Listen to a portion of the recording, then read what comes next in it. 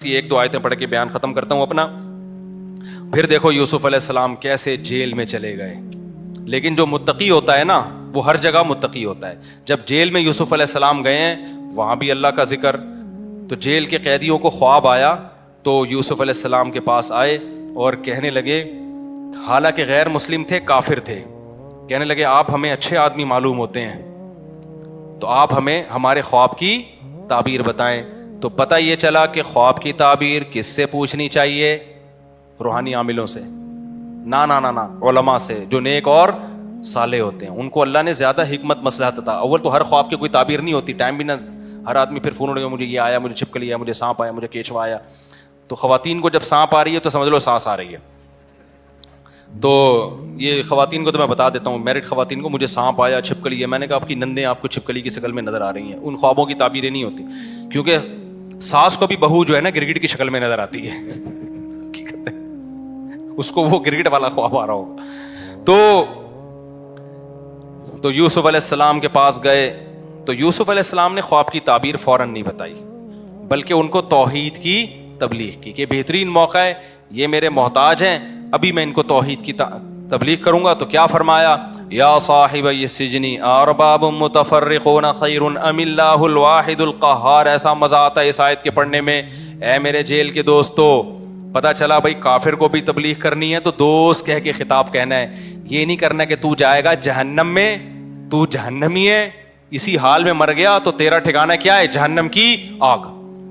تو یہ اسٹائل اچھا نہیں ہے. یوسف پیغمبر ہو کے کافروں سے کیا کہہ رہے ہیں, اے میرے جیل کے ساتھیو, اے میرے جیل کے دوستو, ارباب متفرقون, بتاؤ بہت سارے معبود وہ زیادہ اچھے ہیں, ام اللہ الواحد القہار, یہ ایک کو معبود بنایا جائے.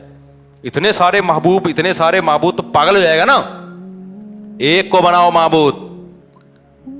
تو ایسے ان کو تبلیغ کر کے پھر ان کو بتایا کہ تمہارے خواب کی یہ تعبیر ہے کہ ایک لٹکا دیا جائے گا اور ایک بادشاہ کی ویسے ہی خدمت کرے گا.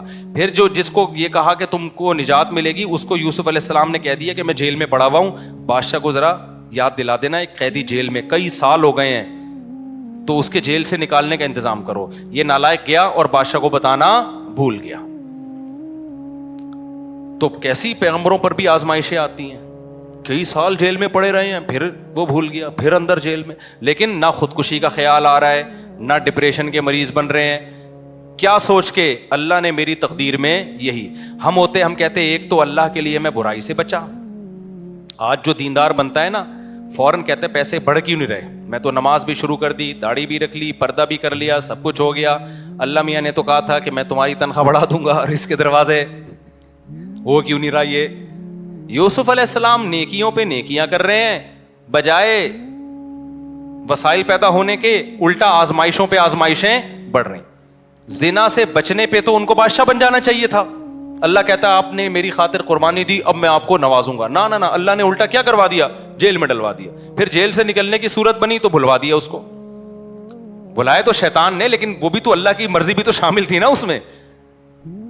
تو آزمائشوں پہ آزمائش ہے. لیکن کیا ہو رہا ہے بھائی, اللہ کی تقدیر, ہم اس تقدیر پہ کیا ہیں, راضی ہیں.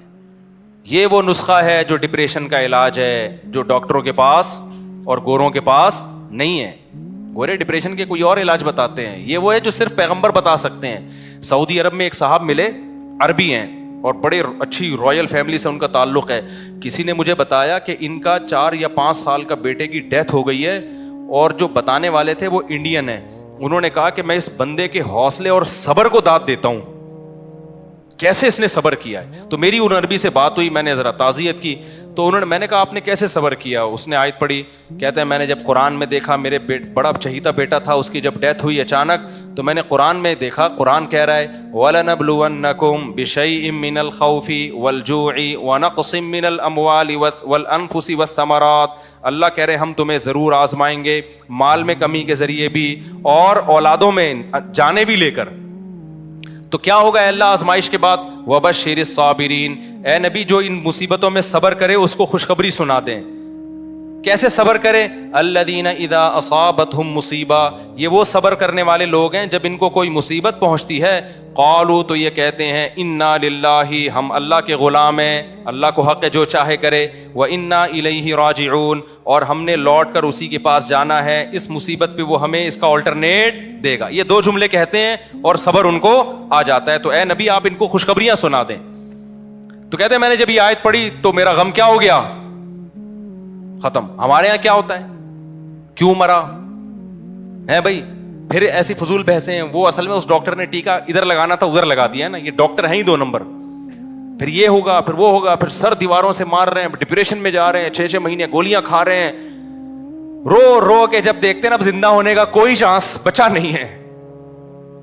کیا خیال ہے؟ سب کچھ کر کے دیکھ لیا، پھڈا بھی کر لیا، اللہ سے لڑ بھی لیے، ڈپریشن میں 20 لوگوں سے پھڈا کر لیا، آخر میں کہتے ہیں اب چلو یار اللہ کی مرضی، بھائی اللہ نے دیا تھا، اللہ کی مرضی۔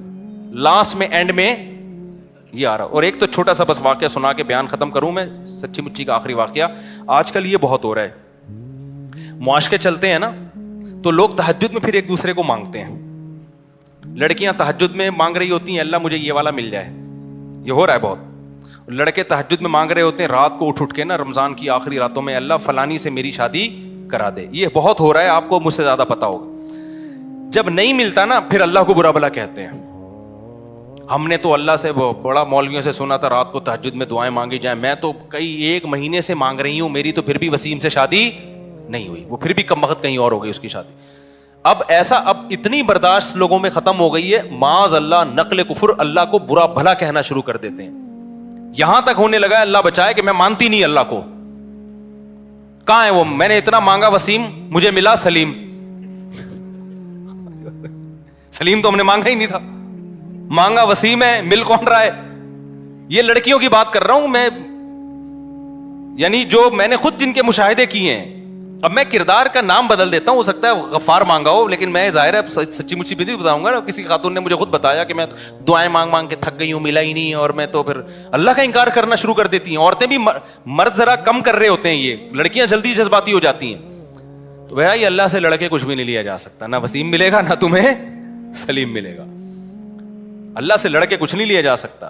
سوال پیدا ہوتا ہے جب اللہ نے اپنی ہی مرضی چلانی ہے تو ہم مانگیں کیوں؟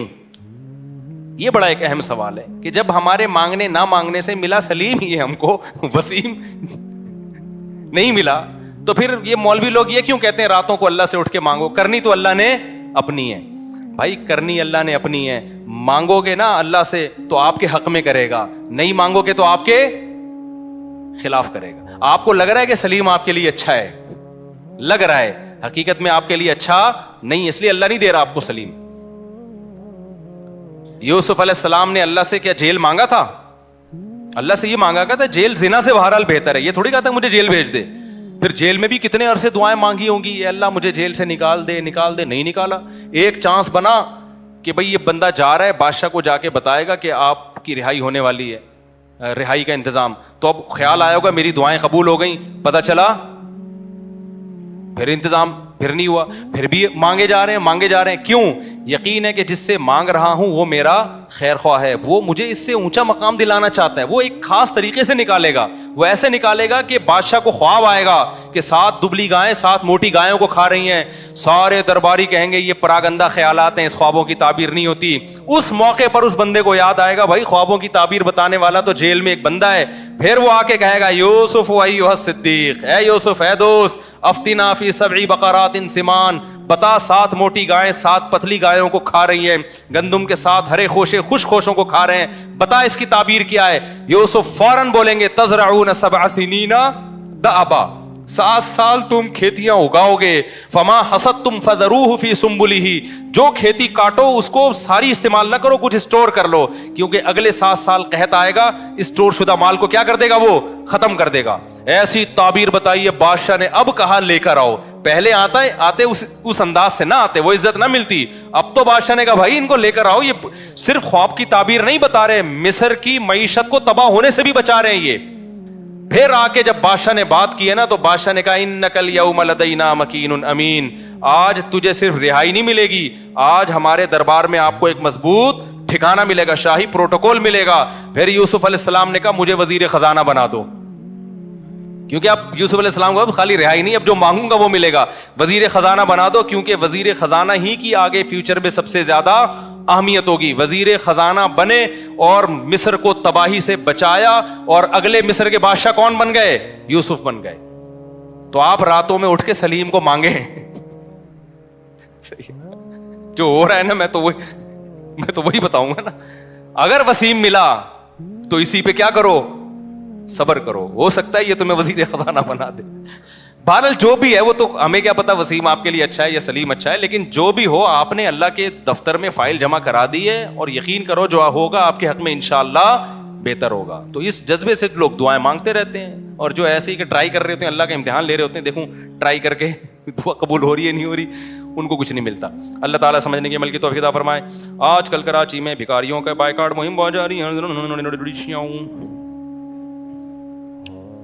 بھائی بھکاریوں کو جھڑکو نہیں, کیونکہ ہو سکتا ہے کوئی سچی مچی کا نکل آیا, اور 100 میں اگر ایک صحیح نکلا تو اس ایک کی وجہ سے ان 99 کو کمبختوں کو برداشت کیا جاتا ہے جو فراڈی ہیں.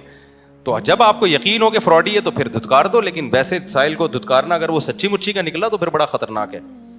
بیان کے بعد یہ کیا لے کہ تھوڑا وقت دیتے, بہت اہم بات کرنی ہے. طارق بھائی آپ ٹھیک ہے, آپ جزاک اللہ. آپ تو ریکویسٹ کرنے کی ضرورت نہیں ہے, آپ بولیں یار, آرڈر کریں یار. جو لوگ طلاق کے بعد یعنی میاں بیوی آپس میں رہتے ہیں, طلاق کی بات چھپاتے ہیں, کئی سال ہو گئے انہوں نے, بالکل ان کا بائیکاٹ کریں. 3 طلاقوں کے بعد بھی میاں بیوی رہ رہے ہیں, ان سے دور ہو جائیں. ان کو بولیں تم لوگ زنا کر رہے ہو, کٹ جائیں ان سے, تعلق ختم کر دیں ان سے. طلاق کے بعد میاں بیوی فون پر بات کر سکتے ہیں, اگر کوئی ضروری بات ہے بچوں کے لیے تو ٹھیک ہے, لیکن ویسے آپ کو بتاؤں طلاق کے بعد نہیں رابطہ رکھنا چاہیے, کیونکہ اس میں فسادات بہت ہیں. کیونکہ ایک بے تکلفی رہی ہوتی ہے, تو بیچ میں کسی تھرڈ پرسن کو رکھنا چاہیے. بہرحال کوئی بہت شدید ضرورت کی بات ہو تو جائز تو ہے, لیکن فتنے کا بہرحال یہ ایک ذریعہ ہے.